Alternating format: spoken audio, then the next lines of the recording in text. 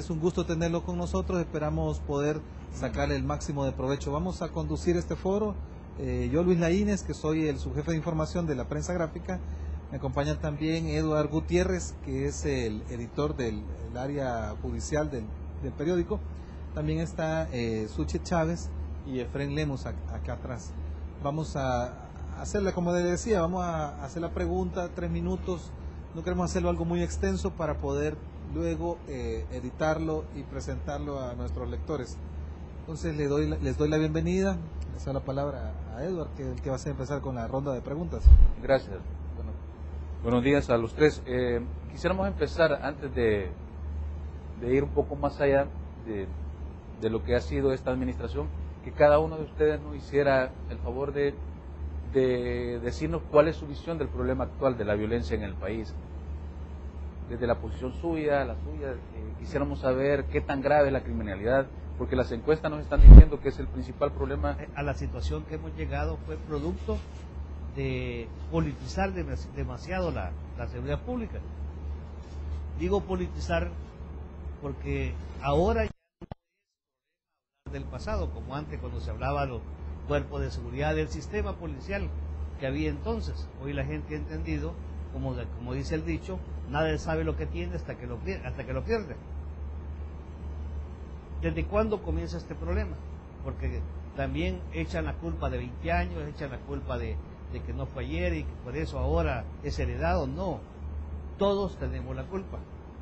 En aquel entonces, para los acuerdos de paz, cuando se disolvió de un tajo los cuerpos de seguridad, sin rescatar la experiencia de investigación, la experiencia, porque como podrá decir también el señor fiscal, el mejor policía no es el que saca 10 en un examen, sino que al que ha tenido experiencias positivas y negativas, y de eso ha hecho un bagaje de conocimiento.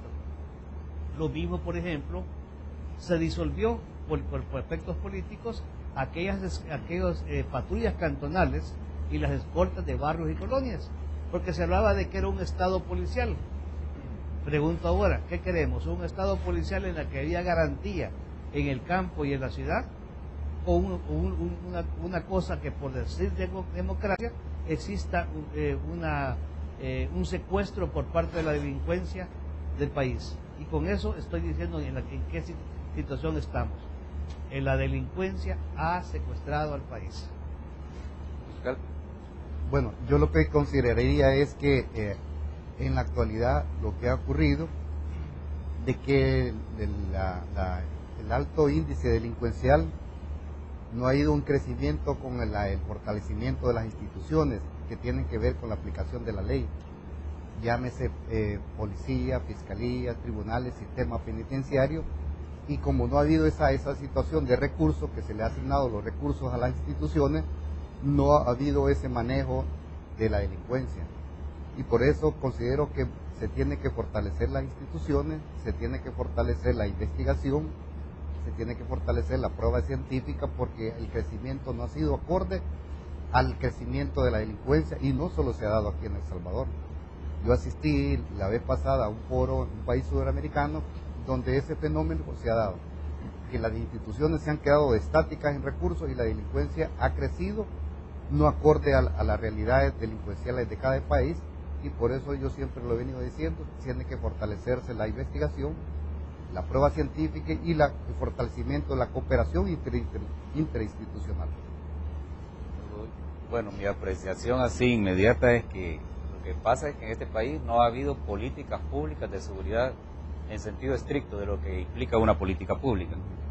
Hay medidas y hay estrategias y hay agendas permanentes de las instituciones, pero lo que en ciencia política se llama política pública no ha habido.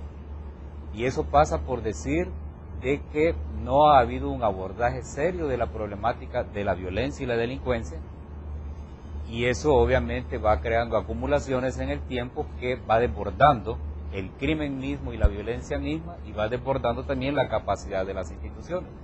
Hay muy buena voluntad y mucha disposición institucional, pero el mal abordaje del tema de delincuencia y del tema de violencia está a la raíz del problema.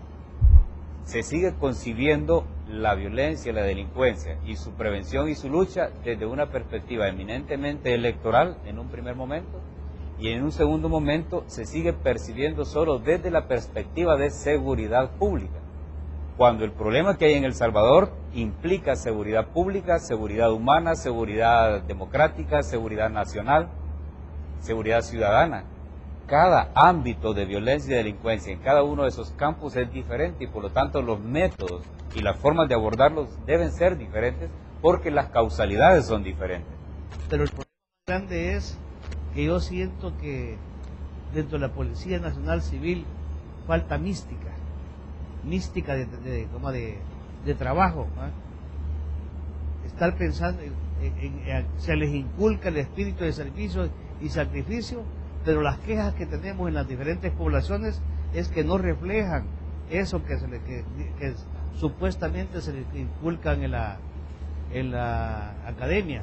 Pero lo más importante, lo que hemos trabajado en esto, sabemos que para poder combatir la delincuencia se necesita, lo principal es la inteligencia, y desde hace varios tiempos estamos nosotros no solamente hablando de la inteligencia policial, y en este caso la inteligencia militar, y a estas alturas con el problema debíamos de haber escuchado que dice también organismo de inteligencia de Estado, porque ya es un problema de seguridad nacional.